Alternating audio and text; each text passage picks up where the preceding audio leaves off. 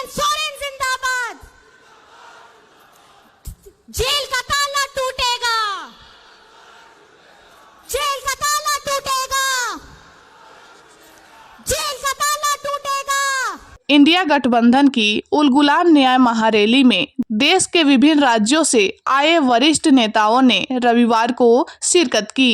रांची के प्रभात तारा मैदान में महारैली आयोजित की गई थी। दोपहर की तेज धूप भी एकजुटता का प्रदर्शन करने आए लोगों के लिए बाध्य नहीं बन सकी। महारैली में इंडिया गठबंधन के लोकसभा प्रत्याशियों ने भी मंच साझा किया। राज्य के विभिन्न हिस्सों से प्रभात तारा मैदान पहुंची भीड़ ने अपने नेताओं को पूरे धैर्य के साथ सुना, जिसमें झारखंड के पूर्व मुख्यमंत्री हेमंत सोरेन की पत्नी कल्पना सोरेन ने कहा कि हम हक व अधिकार मांगते हैं तो जेल में डाल दिया जाता है। हेमंत सोरेन 2.5 महीने से जेल में बंद हैं। जुमलेबाजों को झारखंड और दिल्ली से खदेड़ेंगे। भाजपा के लोग विधायक सांसद की खरीद फरोख्त करते हैं, केंद्रीय एजेंसी का दुरुपयोग कर रहे हैं। उन्होंने कहा कि यह देश हमें भीख में नहीं मिली है, देश के नायकों के संघर्ष से मिली है। भाजपा चतुराई से 2014 में धूल झोंक कर सत्ता में आ गई।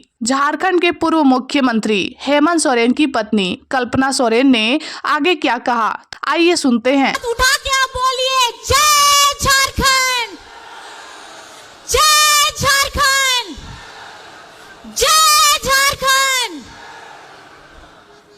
आप सभी को जोहार है।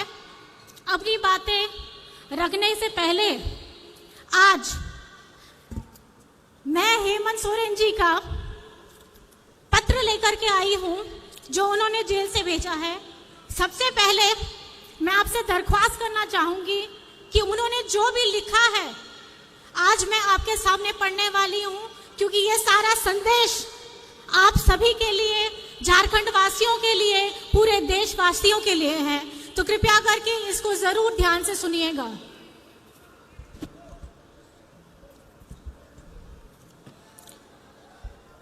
उलगुलान की धरती, झारखंड में आयोजित उलगुलान न्याय महारैली में पूरे झारखंड के विभिन्न गांव, पंचायत, टोले से आए हुए बड़े बुजुर्ग, माताएं, बच्चे, बहनें और मेरे साथियों, साथ ही मेरे पूरे देश से आए हुए इंडिया महागठबंधन के नेतागणों को धरती आबा बिरसा मुंडा, सिद्धू कानू सहित अमीर शहीदों की इस पावन धरती पर मैं बिरसा कारा से ही आप सभी को हार्दिक अभिनंदन और जोहार करता हूं।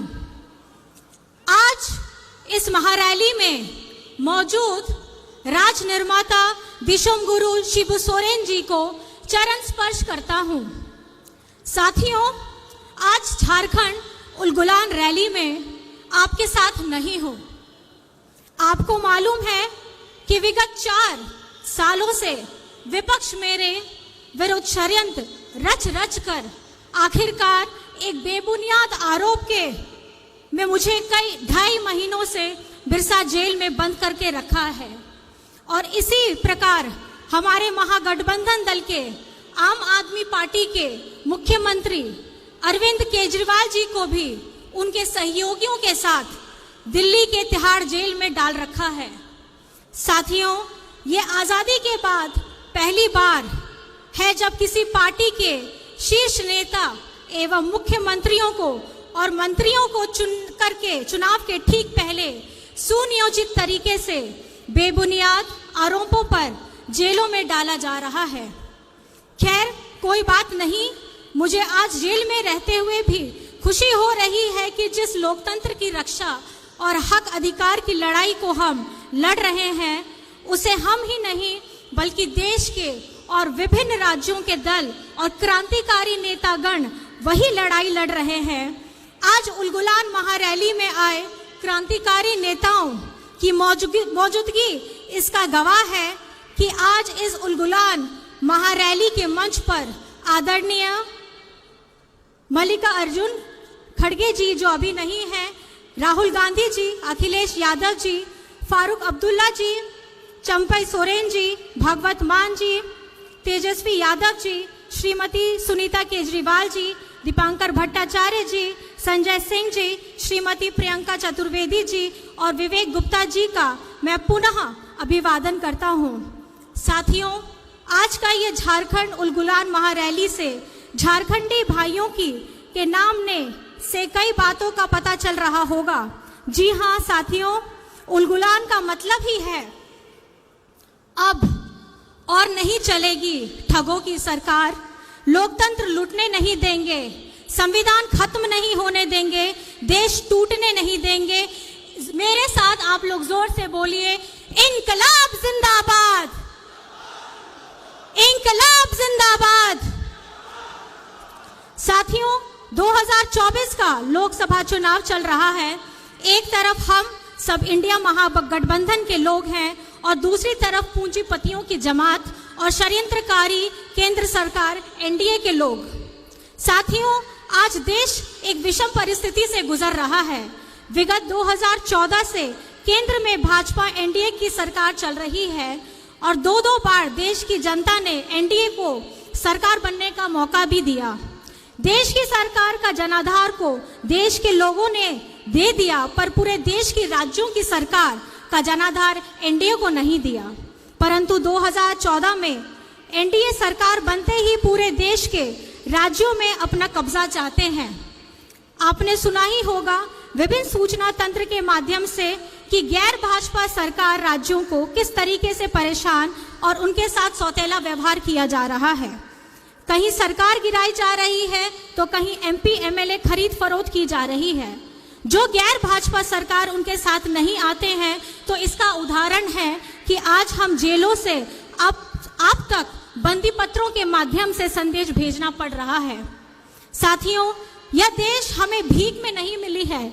इस देश को पाने के लिए अनगिनत शहादत हुई है। कई इतिहास की किताब हमारे स्वतंत्रता सेनानियों के नाम से पटे पड़े हैं। साथियों, विगत कई साल के षड्यंत्र का फल एनडीए को 2014 में पूर्ण बहुमत से सरकार बनाने को मिली। देश के लोगों को बड़ी चतुराई से सपने दिखाए, आंखों में धूल झोंका गया, हर जाति धर्म के लोग को मूर्ख बनाया गया। बड़ी चतुराई से 2014 से आज तक देश के युवा, महिला, बुजुर्ग, किसान, आदिवासी, दलितों को ठगा गया। ऐसे जैसे एक स्टेज में दिखाने वाला जादूगर किस तरह पूरे देश को अलग अलग माध्यम से, अलग अलग सूचना तंत्रों के माध्यम से देशवासियों को निरंतर ठगने का प्रयास चल रहा है। इस चुनाव में बड़े पैमाने पर केंद्र एजेंसियों का दुरुपयोग किया जा रहा है। उनके माध्यम से विपक्ष की आवाज को कुचलने का काम शुरू हो रहा है। आज केंद्र सरकार ऐसे ऐसे कानून का निर्माण कर रही है जिससे देशवासियों को तो नुकसान होना ही है, चाहे वो किसी भी वर्ग, जाति, धर्म का ही क्यों ना हो। साथ ही साथ इस देश के लोकतंत्र को भी खतरा होगा और संविधान को भी खतरा होगा। साथियों, झारखंड देश का सबसे गरीब राज्य है। यहाँ के लोग गरीब हैं, पर झारखंड गरीब नहीं है। हमारे प्राकृतिक संसाधनों से पूरा देश चलता है। इसके बदले में हमें क्या मिलता है? पलायन, विस्थापन, भुखमरी, बीमारी। हम अपना हक मांगते हैं तो हमें जेल में डाल दिया जाता है। साथियों, बहुत सारी बातें हैं कहने को वर्तमान केंद्र सरकार के करतूतों के बारे में। अगर बातें शुरू की जाए तो रात और दिन कम पड़ जाएगा। आज आपके सामने देश के कई अनुभवी नेतागण मौजूद हैं, क्रांतिकारी युवा साथीगण हैं जो आप सभी को कई सारी बातें बताएंगे कि किस तरीके से पूरे देश को केंद्र सरकार ने ठगा है और लूटा है। साथियों, हम जानते हैं झारखंड आदिवासी बहुल राज्य है। आप सभी को याद होगा, नहीं तो मैं याद दिलाता हूं कि राज्य अलग होने के बाद राज्य में विधानसभा सीटों की संख्या बढ़ाने के लिए राज्य में परिसीमन का प्रस्ताव बढ़ गया था, जिसे बड़ी संख्या में आदिवासियों आरक्षित सीटों की संख्या घटाने की बात कही जा रही थी। तो उस समय हमारे दिशुम गुरु शिबू सोरेन जी के नेतृत्व में पूरे राज्य में सदन से लेकर के सड़क तक विरोध किया गया और इस विरोध के फलस्वरूप आज हमारे राज्य में परिसीमन लागू नहीं हो पाई। जब ये चर्चा चली उस समय भी केंद्र में भाजपा की ही सरकार थी। 2025-26 तक के लिए इसको टाल दिया गया। यह विषय वर्तमान लोकसभा चुनाव के बाद फिर से राज्य के सामने आने वाला है।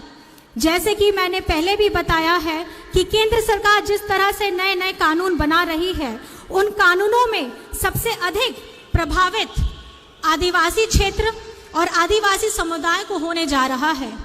झारखंडी सदियों से जल जंगल जमीन के लिए लड़ाई लड़ता रहा है।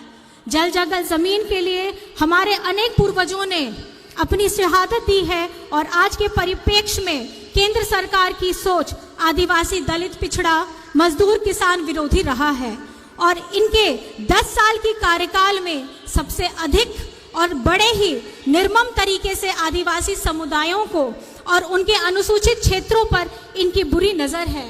उदाहरण के तौर पर आप देख सकते हैं, विगत कई महीनों से मणिपुर जल रहा है, वहां के आदिवासी बहु बेटियों की इज्जत लूटी जा रही है, पूरा देश देख रहा है, पर केंद्र सरकार चुप है। आज तक केंद्र सरकार ने कोई सूद नहीं ली है। ये है इनका आदिवासी प्रेम। लद्दाख को छठी अनुसूची में डालने का वादा कर वर्षों तक ठगा गया और अंत में छठी अनुसूची घोषित करने से मुकर गई। आज वहां के भयानक ठंड में भी लोग 0 की डिग्री में भी अपना विरोध प्रदर्शन कर रहे हैं। ये है इनका आदिवासी प्रेम। साथियों, देश में सभी शेड्यूल्ड एरिया पर इनकी गिद्ध नजर है। झारखंड में कई महत्वपूर्ण और संवेदनशील कानून लागू हैं, जैसे CNT act, SPT act, Wilkinson act इत्यादि। अगर NDA सरकार 2024 के चुनाव जीतती है तो राज्य और देश के आदिवासियों के ऊपर बहुत बड़ा खतरा बन जाएगा। इसलिए किसी भी कीमत पर झारखंड को बचाना है। साथियों, झारखंड में कुछ संवेदनशील मुद्दे हैं, जैसे सरना धर्म कोड राज्य में लागू किया जाना, खतियान आधारित स्थानीय और नियोजन नीति बनाना, पिछड़ों को 27% आरक्षण के लिए मार्ग प्रशस्त करना, स्थानीय भाषा और संस्कृति को पहचान दिलाने का कार्य करना इत्यादि। मैं इन विषयों पर विस्तृत में नहीं जा रहा हूं, पर यह कहना चाहूंगा कि ये सभी चीजें तभी लागू होंगी जब केंद्र की पूंजीपति और तानाशाह सरकार को केंद्र से बेदखल किया जाए। साथियों, मैं अपना यह संदेश समाप्त करने से पहले कहना चाहता हूं कि झारखंड वीरों की धरती है। हमेशा से झारखंड के मूलवासी आदिवासियों ने राज्य के हक अधिकार के लिए संघर्ष किया है, अपने संघर्षों का लोहा भी बनवाया है। झारखंड के लोग अपने हक अधिकार की लड़ाई तब तक लड़ते रहेंगे जब तक वो हासिल ना हो जाए। आज उसी संघर्ष का यह नतीजा है कि वर्ष 2000 में गुरुजी के नेतृत्व में हमें झारखंड राज्य मिला और उसी संघर्ष से ही राज्य अलग होने के बाद हम लोगों ने राज्य में महागठबंधन की मजबूत सरकार बनाई और अब मजबूत उलगुलान की आवाज करते हुए 2024 के लोकसभा चुनाव मजबूती से लड़ेंगे भी और जीतेंगे भी। जुमले वाली केंद्र सरकार की नाकामी, देश को ठगने वालों की और देश की अखंडता को तोड़ने की बातें करने वालों को इस झारखंड से भी खदेड़ा जाएगा और दिल्ली की गद्दी से भी खदेड़ा जाएगा। इन्हीं बातों के साथ आप सबको उलगुलान महारैली में आने के लिए बहुत बहुत आभार है। अब हम अपने झारखंड की इस प्रभात तारा मैदान से इतनी जोर से आवाज लगाएंगे कि होटवार जेल में बैठे हेमंत जी को पूरे झारखंड की आवाज सुनाई देनी चाहिए। जोर से हम लोग सब बोलेंगे, जय हिंद, जय हिंद, जय हिंद, जय झारखंड, जय झारखंड। दिशुम गुरु शिबू सोरेन जिंदाबाद, दिशुम गुरु शिबू सोरेन जिंदाबाद, हेमंत सोरेन जिंदाबाद, हेमंत सोरेन जिंदाबाद, हेमंत सोरेन जिंदाबाद।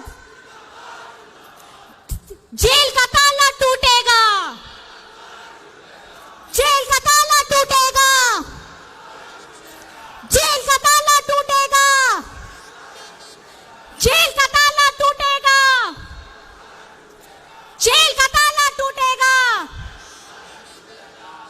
आप सभी को यहाँ आने के लिए अपने हृदय की गहराइयों से मैं आप सभी को आभार प्रकट करती हूँ। जोहार है।